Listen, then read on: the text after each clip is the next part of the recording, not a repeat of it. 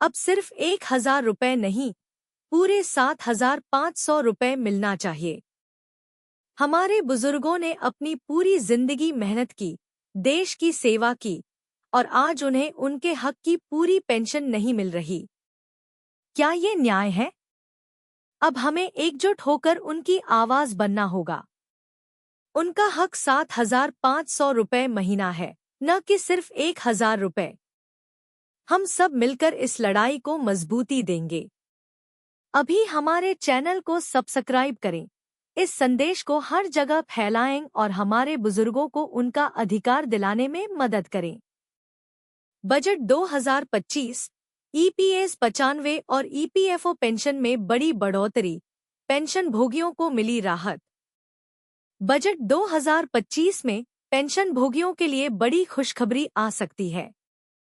सरकार EPS 95, employees pension scheme 1995 और EPFO, employees provident fund organisation, pension में बढ़ोतरी पर विचार कर रही है। इससे लाखों पेंशन भोगियों को फायदा होगा। वर्तमान में न्यूनतम पेंशन 1,000 रुपए प्रति माह है, जिसे बढ़ाकर 7,500 रुपए प्रति माह करने की मांग की जा रही है। पेंशन भोगियों के प्रतिनिधियों ने हाल ही में वित्त मंत्री निर्मला सीतारमण से मुलाकात की और अपनी मांगों को रखा। उन्होंने न्यूनतम पेंशन बढ़ाने के साथ साथ महंगाई भत्ता, डा और मुफ्त चिकित्सा सुविधा की भी मांग की है। वित्त मंत्री ने इन मांगों पर विचार करने का आश्वासन दिया है। ईपीएस 95 और ईपीएफओ पेंशन, एक परिचय। ईपीएस 95 और ईपीएफओ पेंशन भारत के सबसे बड़े सामाजिक सुरक्षा कार्यक्रमों में से हैं। ये योजनाएं संगठित क्षेत्र के कर्मचारियों को सेवानिवृत्ति के बाद नियमित आय प्रदान करती हैं। ईपीएस 95 और ईपीएफओ पेंशन की मुख्य विशेषताएं। विशेषता विवरण। लॉन्च वर्ष 1995। प्रबंधन द्वारा। वर्तमान न्यूनतम पेंशन 1,000 रुपए प्रति माह। प्रस्तावित न्यूनतम पेंशन 7,500 रुपए प्रति माह। लाभार्थी संगठित क्षेत्र के कर्मचारी। पेंशन आरंभ आयु 58 वर्ष। कर्मचारी योगदान 12%, मूल वेतन प्लस डाका। नियोक्ता योगदान 12%, 8.33% ईपीएस, 3.67% ईपीएफ। बजट 2025 में संभावित बदलाव। बजट 2025 में ईपीएस 95 और ईपीएफओ पेंशन में कई महत्वपूर्ण बदलाव हो सकते हैं। न्यूनतम पेंशन में वृद्धि, 1,000 रुपए से बढ़ाकर 7,500 रुपए प्रति माह। महंगाई भत्ता, डा पेंशन भोगियों को नियमित डा देने का प्रस्ताव। चिकित्सा सुविधा, पेंशन भोगियों और उनके जीवन साथी के लिए मुफ्त चिकित्सा सुविधा। पेंशन गणना में बदलाव, अंतिम 60 महीनों के औसत वेतन के आधार पर पेंशन गणना। पेंशन भोगियों की मांगे। पेंशन भोगियों ने निम्नलिखित मुख्य मांगे रखी हैं। न्यूनतम पेंशन 7,500 रुपए प्रति माह। नियमित महंगाई भत्ता, डा। मुफ्त चिकित्सा सुविधा। पेंशन गणना में सुधार। बकाया राशि का भुगतान। ईपीएस 95 पेंशन के प्रकार। ईपीएस 95 के तहत विभिन्न प्रकार की पेंशन उपलब्ध हैं। सामान्य पेंशन, 58 वर्ष की आयु पर। शीघ्र पेंशन, 50 वर्ष की आयु के बाद, कम दर पर। विधवा पेंशन, मृत कर्मचारी की पत्नी के लिए। बाल पेंशन, मृत कर्मचारी के बच्चों के लिए। अनाथ पेंशन, माता पिता दोनों की मृत्यु पर बच्चों के लिए। विकलांगता पेंशन, स्थायी विकलांगता की स्थिति में पेंशन वृद्धि का महत्व। पेंशन में वृद्धि का पेंशन भोगियों के जीवन पर बड़ा प्रभाव पड़ेगा। बेहतर जीवन स्तर, अधिक पेंशन से दैनिक खर्चों को पूरा करना आसान होगा। चिकित्सा खर्चों में मदद, बुढ़ापे में बढ़ते चिकित्सा खर्चों को पूरा करने में सहायता मिलेगी।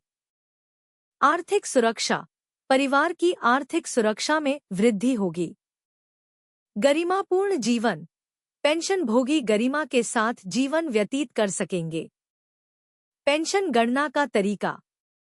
ईपीएस 95 के तहत पेंशन की गणना निम्नलिखित सूत्र के आधार पर की जाती है।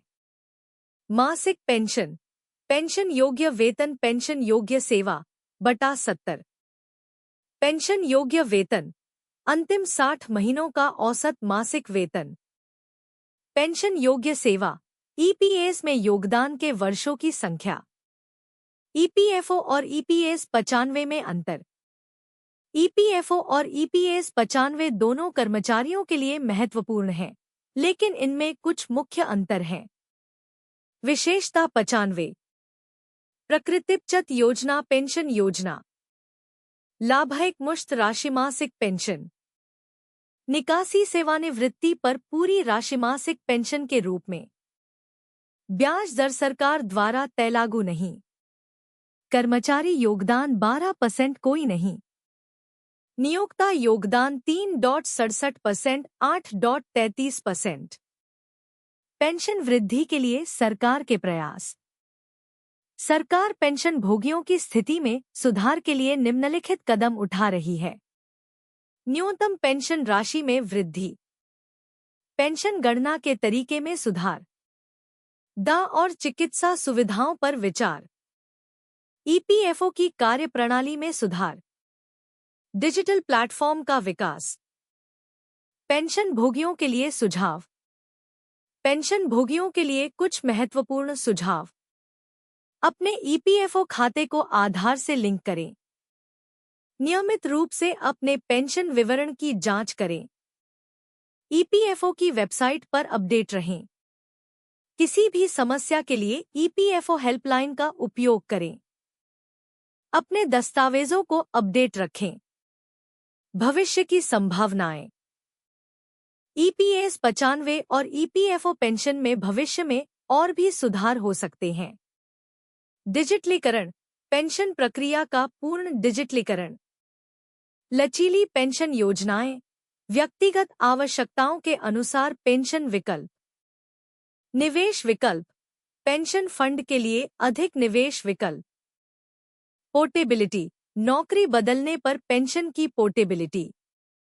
अंतर्राष्ट्रीय मान्यता, विदेश में काम करने वालों के लिए पेंशन सुविधा। निष्कर्ष। ईपीएस 95 और ईपीएफओ पेंशन में प्रस्तावित बदलाव पेंशन भोगियों के लिए एक बड़ी राहत हो सकते हैं। न्यूनतम पेंशन में वृद्धि, दाह और चिकित्सा सुविधाओं का प्रावधान उनके जीवन स्तर में सुधार लाएगा। हालांकि इन बदलावों को लागू करने में कई चुनौतियां हैं, जिन पर सरकार और ईपीएफओ को ध्यान देना होगा। समग्र रूप से ये प्रयास भारत के सामाजिक सुरक्षा तंत्र को मजबूत करने की दिशा में एक महत्वपूर्ण कदम है। अस्वीकरण, यह लेख सार्वजनिक रूप से उपलब्ध जानकारी के आधार पर तैयार किया गया है।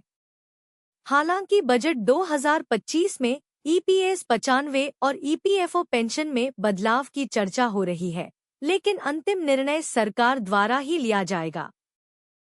पाठकों को सलाह दी जाती है कि वे किसी भी कार्रवाई से पहले आधिकारिक स्रोतों से पुष्टि करें।